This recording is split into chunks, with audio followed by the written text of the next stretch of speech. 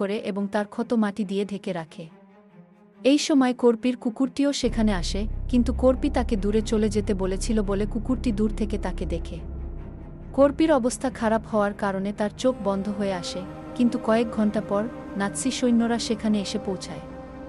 তাদের আওয়াজ শুনে কর্পি জেগে ওঠে এবং দেখে যে তারা তাকে খুঁজতে কুকুর ব্যবহার করছে। তাই সে তৎক্ষণাৎ ট্রাকের নিচে লুকিয়ে পড়ে এবং নাৎসিদের উপর নজর রাখে। সুযোগ বুঝে সে তাদের ট্রাকের নিচে চলে যায় এবং ফুয়েল ট্যাঙ্ক কেটে নিজের উপর জ্বালানি ঢেলে দেয়, যাতে কুকুররা তার গন্ধ না পায়।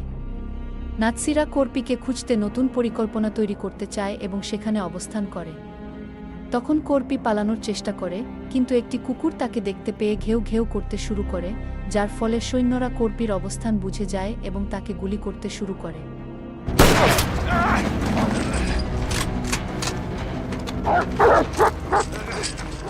Release the dog.